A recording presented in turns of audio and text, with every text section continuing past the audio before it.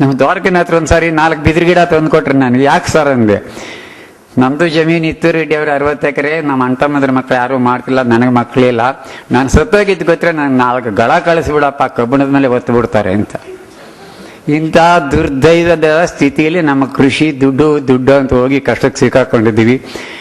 ಈಗ ಆಗ್ಬೇಕಾಗಿರೋದು ಈ ದೇಶದಲ್ಲಿ ಇಷ್ಟೇ. ಯಾವ ಸಬ್ಸಿಡಿ ನಮಗೆ ಬೇಡ, ಯಾವ ಸರ್ಕಾರದ ನೆರವು ಸಾಲವನ್ನಾನೂ ಬೇಡ, ಈ ನಾಟಕಗಳು ನಮಗೆ ಬೇಡ. ನಮಗೆ ಬೇಕಾಗಿರೋದು ಈ ಭೂಮಿಯಲ್ಲಿ ನೀಡಿದಿಟ್ಕೊಳ್ಳೋ ಶಕ್ತಿ ಬರೋ ಹಂಗೆ ಹ್ಯೂಮಸ್ ಅಥವಾ ಸಾಯಿಲ್ ಕಾರ್ಬನ್ ಅಂತೇವೆ. ಕನ್ನಡದಲ್ಲಿ ಕೆಲವು ಪದಗಳು ನನಗೆ ಬರೋದಿಲ್ಲ. ನಾನು ಮೂಲತಃ ತೆಲುಗು, ನಾನು ಇದಾಗ್ಬಿಟ್ಟಿದ್ದೀನಿ, ಹೈಬ್ರಿಡ್ ಆಗ್ಬಿಟ್ಟಿದ್ದೀನಿ. ಅದರಿಂದ ಮಧ್ಯೆ ಇಂಗ್ಲೀಷ್ ಉಪಯೋಗಿಸ್ತೀನಿ, ಕ್ಷಮಿಸಿ. ಈ ನೀರು ಹಿಡಿದಿಟ್ಕೊಳ್ಳಿದ್ದಕ್ಕೆ ಈ ಸಾಯಿಲ್ ಕಾರ್ಬನ್ 2% ಬಂದರೆ ಈ ದೇಶ ಉಳಿತದೆ. ಇದಿದ್ರೆ ಈ ಡ್ಯಾಮ್ಗಳು, ಈ ನಾಟಕಗಳು, ಇದ್ಯಾವುದೂ ಕೆಲಸ ಮಾಡೋದಿಲ್ಲ. ನನ್ನ 3-4 ಹಳ್ಳಿಯಲ್ಲಿ ದಿವಸಕ್ಕೆ 2 ಬೋರ್ವೆಲ್ ಕರೀತಿದ್ದಾರೆ. 850 ಅಡಿಯಲ್ಲಿ ನೀರಿಲ್ಲ ಕುಡಿಯೋದಕ್ಕೆ. ವ್ಯವಸಾಯ ಬಿಡಿ.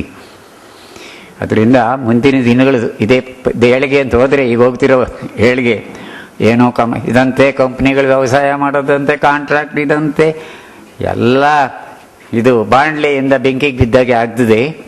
ಅದರಿಂದ ಮಾಡಬೇಕಾಗಿರೋದು ಸ್ವಯಂ ಸೇವಾ ಸಂಸ್ಥೆಗಳವರು ತುಂಬ ಜನ ಇದ್ದೀರಾ.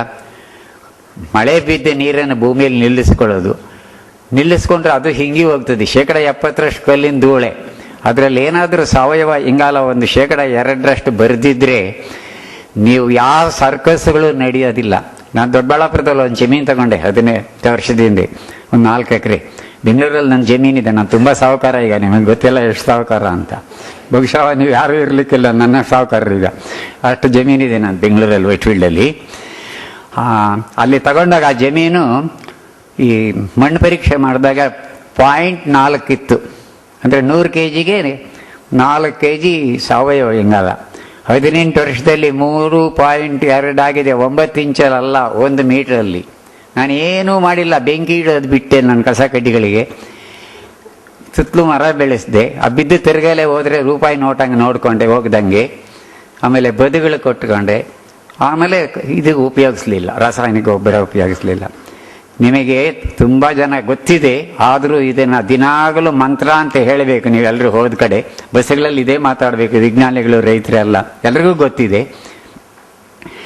ಈ ನಮಗಿರೋ ಈ ವಾತಾವರಣದಲ್ಲಿ ದಕ್ಕನ್ ಪ್ರಸ್ಥ ಭೂಮಿಯಲ್ಲಿ ವರ್ಷಕ್ಕೆ 8ರಿಂದ 10 ಟನ್ ಸಾವಯವ ಇಂಗಾಲ ಖನಿಜೀಕರಣ ಆಗ್ತಾ ಇದೆ. ನೆರಳಿಲ್ಲ, ಅದಕ್ಕೆ ತಡೆ ಇಲ್ಲ, ಆಗ್ತಿದೆ. ಅದ್ರ ಜೊತೆಗೆ ಇದಿದೆಯಲ್ಲ, ನೈಟ್ರೋಜನಸ್ ಮೆನ್ಯೂರ್ಸ್, ಸಾರಜನಕಯುಕ್ತ ಗೊಬ್ಬರಗಳು, ಯೂರಿಯಾ, ಅಮೋನಿಯಂ ಸಲ್ಫೇಟ್, ಇದಾಕಿದಾಗ ಅದು ದ್ವಿಗುಣ ಆಗ್ತದೆ. ಹೀಗಾಗಿ ಕಳೆದ 60 ವರ್ಷದಲ್ಲಿ 3% ಇದ್ದ ಸಾವಯವ ಇಂಗಾಲ ಇವತ್ತೊಂದು ದಿವಸ 0.03. ಹೆದರಿಕೆ ಆಗ್ಬೋದೇನಾ ನಿಮಗೆ? ನಡುಕ ಹುಟ್ಟಬಹುದು. ಇನ್ನು ಎಲ್ಲಿಂದ ನೀರು ಸಾಕಾಗ್ತದೆ? ಅದರಿಂದ ದಯವಿಟ್ಟು ಈ ಕಡೆ ಗಮನ ಕೊಡಿ. ಭೂಮಿ ಉಳಿಬೇಕಾದ್ರೆ, ಈ ದೇಶ ಜನ ನೆಮ್ಮದಿ ಬರಬೇಕಾದ್ರೆ ಕೃಷಿಯಲ್ಲಿ ಮರಗಳು ತುಂಬ ಬರಬೇಕು. ಅರಣ್ಯ ಕೃಷಿ ಅಂತ ಏನೋ ಇದೆಯಲ್ಲ, ಮರಗಳ ಜೊತೆಯಲ್ಲಿ ಬೆಳೆಯೋಕ್ಕೆ ಬರೋ ಪದ್ಧತಿ, ಅದು ಲೆಜಿಸ್ಲೇಷನ್ ಬೇಕಾ ಬೇಡವಾ? ಯಾವ ಲೆಜಿಸ್ಲೇಷನ್ ಇದ್ದು ದೇಶದಲ್ಲಿ ಏನಾಗಿದೆ? ನಮ್ಮವ್ರಿಗೆ ಒಬ್ಬೊಬ್ಬರು ಮಾಡ್ತಿರೋ ಸಾವಿರಾರು ಅಲ್ಲ ಲಕ್ಷಾಂತರ ಕೋಟಿಗಳು ಏನಾಗಿದೆ? ಏನೂ ಆಗ್ತಾ ಇಲ್ಲ, ದುರ್ವ್ಯವಹಾರಗಳು. ಅದರಿಂದ ಲೆಜಿಸ್ಲೇಷನ್ ಅಲ್ಲ, ಒಂದು ಸ್ಫೂರ್ತಿ ಬರಲಿ, ಎಲ್ಲರಿಗೂ ಜವಾಬ್ದಾರಿ ಬರಲಿ. ಅದು ದೇವರು ಅಂತ ಮಣ್ಣನ್ನು ರಕ್ಷಿಸೋಣ. ಅದಕ್ಕೆ ಸಾವಯವ ಇಂಗಾಲ 2% ಆಗದಿದ್ರೆ ಕೃಷಿ ಉಳಿಯೋದಿಲ್ಲ. ಆಮೇಲೆ ದನಕರುಗಳಿಲ್ಲದೆ ಇದ್ದರೆ ವ್ಯವಸಾಯ ಉಳಿಯೋದಿಲ್ಲ. ಹಾಲು ಅಂತ ಹೋಗಿ, ಅದೊಂದು ಪ್ರಾಣಿ, ಅದು ಹಸು ಅಲ್ಲ.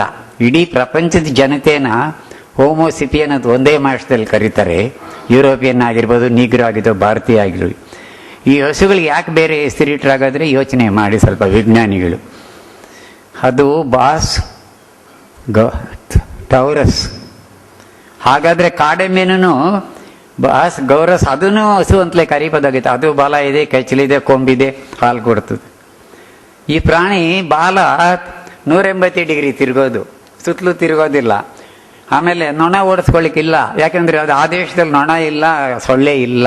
ಅಂಥ ಪ್ರಾಣಿ ತಂದು 40 ಡಿಗ್ರಿ ಟೆಂಪ್ರೇಚರ್ಲ್ಲಿ ಕಟ್ಟಿಬಿಟ್ಟು ರೈತರನ್ನ ಸಾಲಗಾರ ಮಾಡಾಕ್ಬಿಟ್ರಿ. ನಾನು ಆಂಧ್ರ ಜಿಲ್ಲೆಯಲ್ಲಿ ಸ್ವಲ್ಪ ಕೆಲಸ ಮಾಡ್ತೇನೆ, ಅನಂತಪುರ ಜಿಲ್ಲೆಯಲ್ಲಿ.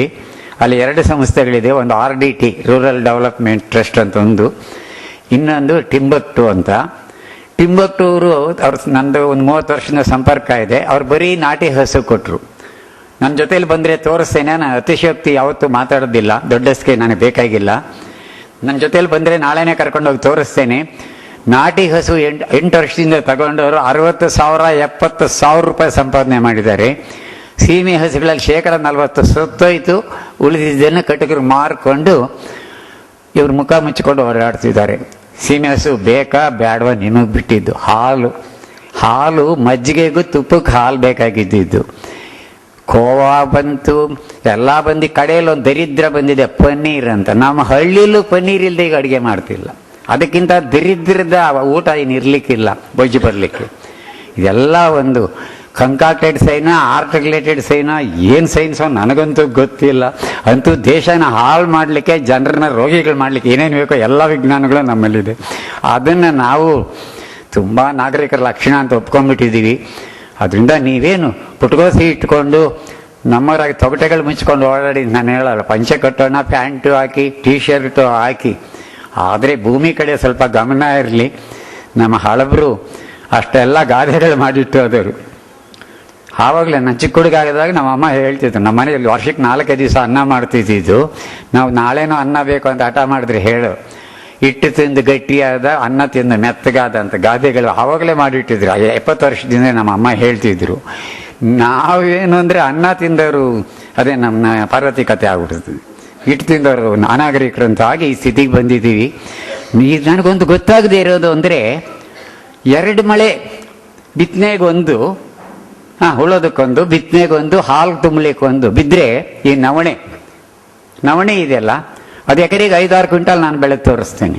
ಉಳುಮೆಗೊಂದು 2 ಸೆಂಟಿಮೀಟರ್ ಮಳೆ, ಬಿತ್ತನೆ ಮಾಡಲಿಕ್ಕೆ ಒಂದು 2 ಸೆಂಟಿಮೀಟರ್ ಮಳೆ, ಒಂದು 55 ದಿವಸದಲ್ಲಿ ತೆನೆ ಬಂದು ಕಾಲು ಕಚ್ಚೋವಾಗ ಒಂದು ಮಳೆ, 6-8 ಸೆಂಟಿಮೀಟರ್ ಮಳೆ ಬಂದರೆ ನಾನು 6 ಕ್ವಿಂಟಾಲ್ ಬೆಳೆದು ಕೊಡ್ತೇನೆ. ರಸಗೊಬ್ಬರ ಇಲ್ಲ, ಕೀಟನಾಶಕ ಇಲ್ಲ.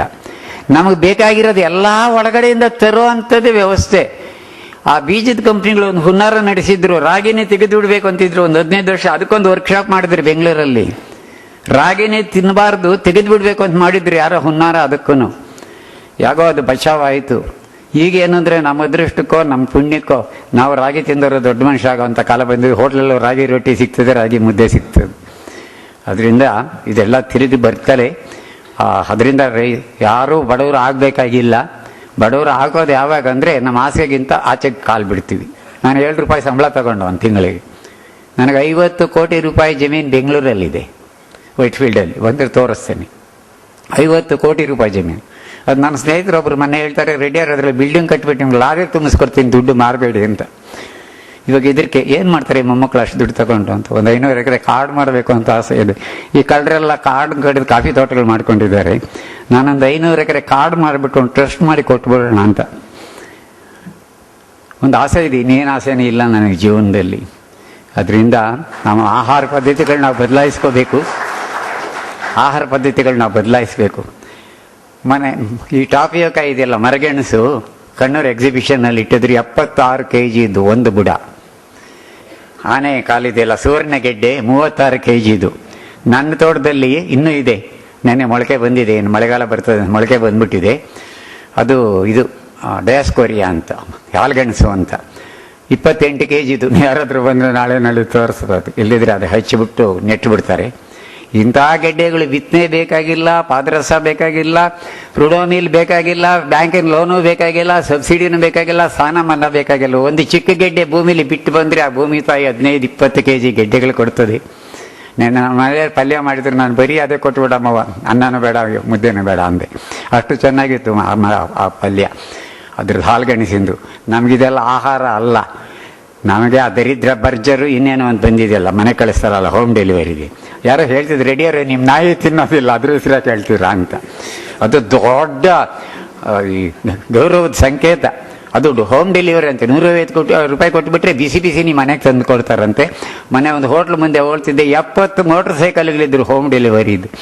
ನಿಮ್ಮ ದುಡ್ಡೆಲ್ಲ ಎಷ್ಟು ಮಾಡಬಾರ್ದು ಪಾಪ ಎಲ್ಲ ಮಾಡಿ ಸಂಪಾದನೆ ಮಾಡಿ ಆ ದರಿದ್ರದವರು ಕೊಟ್ಟು ಈ ದೇಶಕ್ಕೆ ಅಗೌರವ ಕೊಡ್ತಿದ್ದೀರಾ. ಇದರೆಲ್ಲ ನಾವೆಲ್ಲ ಪಾಲ್ದಾರರು ತಲೆ ತೆಗೆಸ್ಕೋಬೇಕು. ದಯವಿಟ್ಟು ಎಚ್ಚರಿಕೆಯಾಗಿರಿ.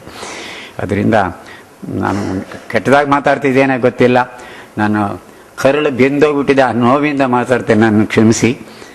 ನೀವೇನಾದರೂ ತಿರುಗಿ ಈ ಸರ್ಕಾರಕ್ಕೆ, ನಾವು ವಿಜ್ಞಾನಿಗಳಿಗೆ ಏನಾದರೂ ಒಳ್ಳೇದು ಮಾಡಬೇಕು ಅಂತ ದೇಶಕ್ಕಿದ್ದರೆ ಈ ತೃಣಧಾನ್ಯಗಳಿಗೆ ಹೋಗಬೇಕು, ಬೀಟಿ ಬದನೆ ಅಲ್ಲ.